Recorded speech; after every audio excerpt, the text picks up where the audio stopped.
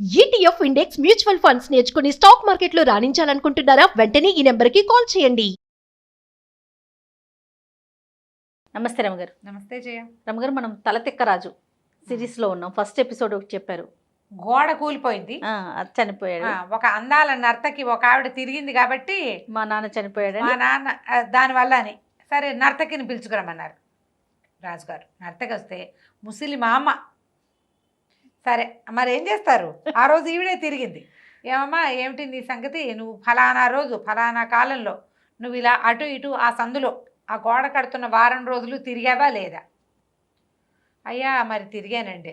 నువ్వు అలా ఒయ్యారాలు పోతూ తిరగటం వల్ల, నిన్ను చూస్తున్నటువంటి తాపీ మేస్త్రి సరిగ్గా గోడ కట్టకపోవటం వల్ల ఒక బక్క దొంగ చనిపోయాడు. దీనికి నీ సమాధానం ఏంటి? పట్టు, నేను మేము ఉరిదీస్తాను, లేకపోతే నీ మెడగా తరిగేస్తామన్నారు. ఆవిడ తెల్లబోయి, బాబు నేను అసలు రోడ్డు మీద తిరిగేదాన్ని కానండి, నేను ఆ తిరగడానికి కారణం కంసాలి వీరస్వామి. అతనికి ఆభరణాలు చేయటానికి బంగారం ఇచ్చానండి. బంగారం ఇస్తే ఇవాళ రేపు అని తెగ తిప్పాడండి. రోజు తిప్పించుకున్నాడు. నేను రోజు ఆ దారింటే పోయి వీరస్వామి దగ్గరికి వెళ్ళేదాన్ని, మళ్ళీ ఆ దారింటే తిరిగి వచ్చేదాన్ని. మరి ఆడవాళ్ళం నగలేసుకుంటాం కదండి, నడుస్తుంటే గల్లు గల్లు గిల్లు గిల్లు అంటాయి, గాజులు గిల్గిల్లు అంటాయి, కాళ్ళే ఒక బట్టలు గల్లు గల్లు అంటాయి. అంతేగాని ఆ మేస్త్రిని చూసి నేను తిరగలేదండి, ఆయన చూసి ఉయ్యారం పోల, సహజంగా నా నడకంతేనండి, నడిచి చూపించింది. ముసలిమామ అయినా ఆవిడ అలాగే నడుస్తుంది ఉయ్యారంగా, ఆభరణాలు శబ్దాలు చేస్తున్నాయి. అప్పుడు రాజుగారు, అది అసలు సంగతి, ఊరికే ఆడాళ్ళు ఎందుకు తిరుగుతారు, ఆవిడేదో పని మీద తిరిగింది. ఒక ఆడదాన్ని వారం రోజుల పాటు తిప్పించుకున్నాడంటే పట్టండి కంసాలి వీరస్వామిని అన్నారు. వీరస్వామి ఏదో శుద్ధి పెట్టి కొట్టుకుంటున్నాడు, ఆడు ముసలాడే పాపం. తీసుకొచ్చేసరికల్లా వీరస్వామిని నిలదీశారు. నువ్వేమిటి వస్తువులు బంగారం ఇస్తే వస్తువులు చేయవా? అయ్యా ఎందుకు చేయనండి, అప్పుడు చేస్తున్నా ఇప్పుడు కూడా చేస్తున్నానండి అన్నాడు. మరి ఫలానా ఈవిడ అందగత్తే ఆ రోజుల్లో ఈ ఫలానా చిత్రావతి ఆవిడని ఎందుకు తిప్పుకున్నావు నువ్వు? వారం రోజులు తిప్పావుట నువ్వు అంటే. బాబు మరి ఏం చెప్పాలండి, ఈవిడ ఎందుకు తిరిగిందంటే అప్పట్లో ఒక పెద్ద ధనవంతుడు నాకు బోళ్ళంత బంగారం ఇచ్చాడు.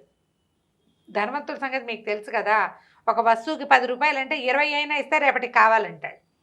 ఆయన తన కూతురు కోసం బంగారం చేస్తున్నాడు, పిల్ల పెళ్ళి. వాళ్ళు 1000 కాసుల బంగారం ఇచ్చారు.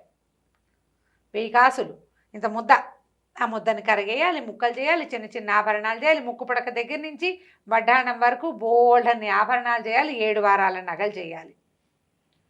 ఆయనేమో 10 రోజుల్లో కావాలన్నాడు. అదే సమయంలో మన ఈ చిత్రావతి కూడా బంగారం ఇచ్చింది. డబ్బున్న వాళ్ళ సంగతి మీకు తెలియందేముంది, వాళ్ళు పని ఇవ్వవలసిందే కానీ వేరే వాళ్ళ పని చేస్తే వాళ్ళు ఒప్పుకోరు.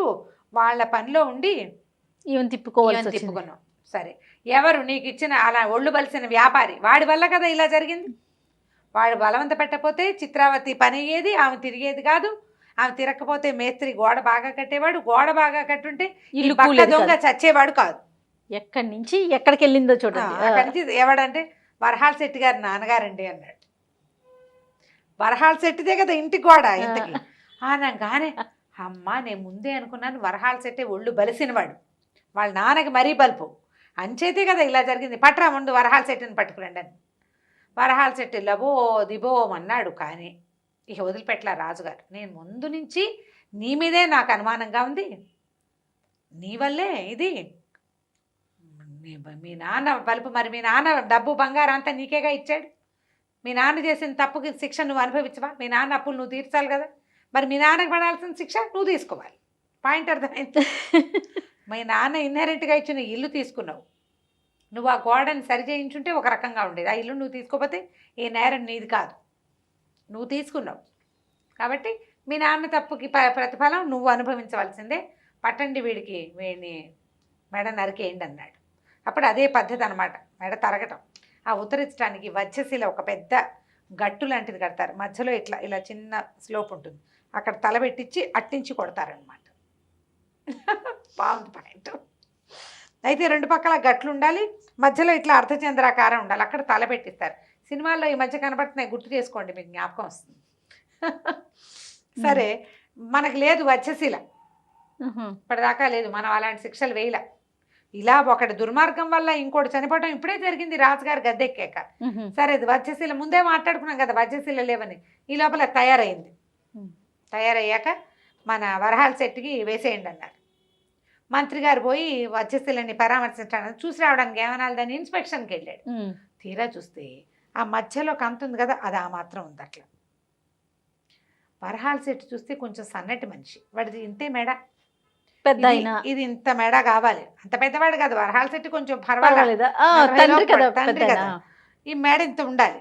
అక్కడి నుంచి ఈ రాజుగారి దగ్గరకు వచ్చి చాలా అవమానకరంగా ఉందండి, ఆ వజ్రశీలేమో ఇంత పెద్దది కట్టాం, వీడిదేమో బక్క మేడ, వీడి మేడ అందులో ఇది కాదు అనేసరికి రాజుగారు అంటే శిక్ష ఆగడానికి వీల్లేదు, అందులో పట్టే సైజు మేడను వాడిని ఎవడైనా తెచ్చైనా సరే శిక్ష చేయండి. మనం ఒక ఆర్డర్ చేసాం, ఆర్డర్ అయిపోవద్దు, అది ఎవరైనా సరే ఆర్డర్లు ఆగిపోతే ప్రజలకి ఎలాంటి సందేశం వెళ్తుంది? రాజుగారు ఆర్డర్లు ఆపేస్తాడంటారు.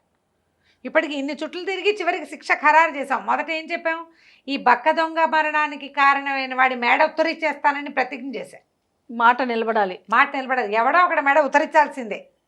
మరి ఈ సరిగ్గా ఈ అర్ధచంద్రాకారంలో పట్టే మెడ ఉన్న వాడిని ఒకడిని మగవాడిని తీసుకురండి అన్నారు. వరహాల సెట్టిని పక్కన పెట్టారు. అమ్మయ్యా. ప్రస్తుతానికి ఇక రాజభటులు రోడ్డు మీద పడ్డారు. ఈ అర్ధచంద్రాకారాన్ని వెతకడానికి తిరిగి తిరిగి తిరిగి తిరిగి మన శిష్యుడు ఉన్నాడు కదా, రూపాయికే వచ్చేస్తోంది రూపాయికే వచ్చేస్తుంది బాగా రోజు హల్వా చేసుకుని తిన్నాడు, గుండ్రంగా ఉన్నాడు, ఆయన పట్టుకున్నారు. ఆయన పట్టుకుని తీసుకొచ్చారు. నన్ను ఎందుకు పట్టుకుంటున్నారు అయ్యా అంటే, మాకు తెలీదు, నువ్వు లావుగా ఉన్నావు, నీ మెడ మా శీలకు సరిపడా ఉంది.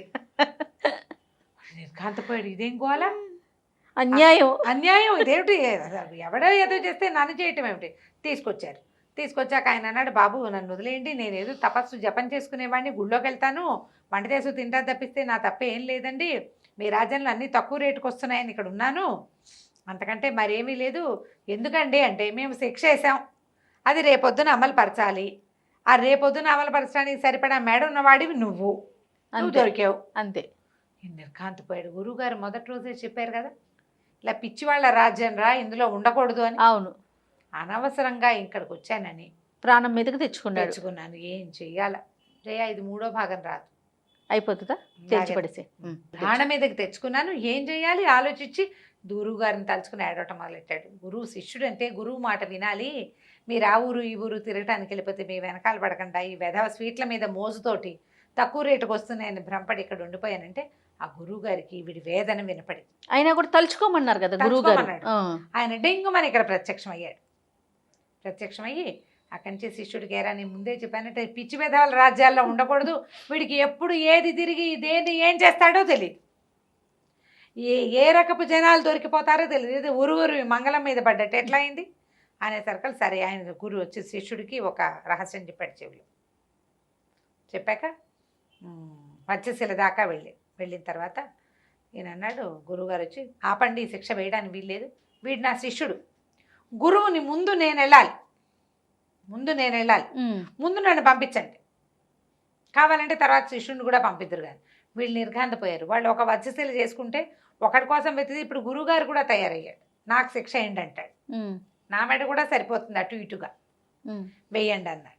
అనే సరకల్లో వీళ్ళకి ఆశ్చర్యంగా ఉంది. రాజు అన్నాడు, అలా కాదండి, మేమేమో ఒక విషయం మీద పెట్టుకున్నాము ఈ శిక్షని, ఆ శిక్ష పడిన వాడు పక్కన పెట్టాం, మెడ సరిపోలేదని మీ శిష్యుడిని తెచ్చాం, మీరు ఏ పాయింట్ మీద ఇక్కడికి శిక్షకి అనుభవించడానికి వచ్చారో మాకు అర్థం కావటం లేదు అంటే మీకు అవన్నీ నేను చెప్పలేనండి అంటే అక్కడి నుంచి గురువుగారి శిష్యుడు గబగబార్చాడు. గురువుగారు మనం ముందే అనుకున్నాం కదా, ముందు నేను వెళ్తా తర్వాత మీరు రండి అంటే, కాదు నేనే గురువుని కాబట్టి నేను ముందు వెళ్తా నువ్వు తర్వాత రా అన్నాడు. వీళ్ళు పోటాడుకుంటున్నారు గురువు శిష్యుడు, నేను ముందంటే నేను ముందు.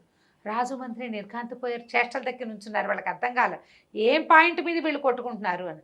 కాదండి మీరు మహాత్ములు సర్వజ్ఞులు, మీరు రాజుగారికి విషయం చెప్పాలి కదా, ఏమిటి విషయం చెప్పండి అంటే, ఈయన ఏం చేశాడు గురువుగారు, ఈ రాజుగారిని మంత్రి గారిని పక్కకు తీసుకెళ్ళి, అలా కాదండి నేను చాలా తపశక్తి సంపన్నుని మీకు తెలుసు కదా, నా శిష్యుడు కూడా అంతటి వాడే, మేము ఈ దేశానికి నుంచి వెళ్ళేటప్పుడే మేము నిర్ణయించుకున్నాం, ఈ ప్రాంతంలో కనుక మరణిస్తే చాలా అత్యద్భుతమైన ఫలితం లభిస్తుంది, ఈ రాజ్యంలో ఎవడైతే కొత్తగా కట్టిన వజ్రశీల మీద మరణిస్తాడో ముందు మరణించిన వాడు రాజు, తర్వాత మరణించిన వాడు మంత్రి అవుతారు, మళ్ళీ పునర్జన్మలో ఇక్కడికే వస్తారు. ఓహోహో.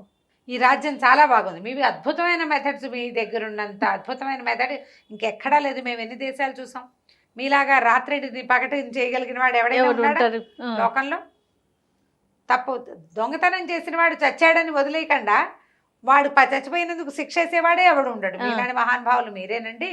పైగా వజ్రశీల, కొత్త వజ్రశీల అంటే యమస్థానం, అది ఇక్కడ మరణించిన వాడు రాజు అవుతాడు మొదట అనగానే మంత్రి రాజు ఆలోచించుకున్నారు. మన రాజ్యం వేరే వాళ్ళ చేతుల్లోకి వెళ్తే ఎట్లా? ఇప్పుడు చచ్చిపోయి మళ్ళీ పుట్టి మనమే రాజు, మనమే మంత్రి అవ్వాలి. అందుకని నువ్వు నేను ఇద్దరం పోదాం. మన ఇద్దరం పోదాం. నమస్కారం. నువ్వు నేను ఇద్దరం వెళ్ళిపోదాం.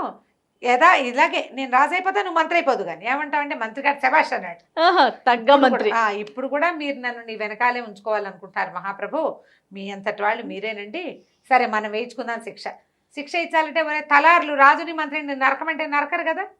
అప్పుడు ఆలోచించుకుని మనం ఓ పని చేద్దాము, వీళ్ళిద్దరిని పంపేసి వీళ్ళ వేషాలు అలాగే జీబు గడ్డం అవి పెట్టుకుని వెళ్దాము, మొహాలకి ముసుకేసేద్దాము అని చెప్పారు. జీబు గడ్డాలు పెట్టుకుంటే అంత వర్కౌట్ కావాలి.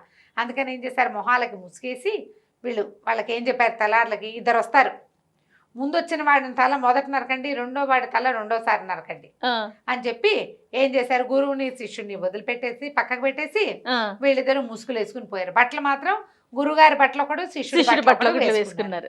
మొహాలేమో సంచులతో కవర్ చేసుకున్నారు. వీళ్ళు పోయారు, ఒకళ్ళ వెనకాల ఒకళ్ళు. రాజుగారిని తల ముందు, మంత్రి గారి తల వెనకాల ఉత్తరిచ్చారు.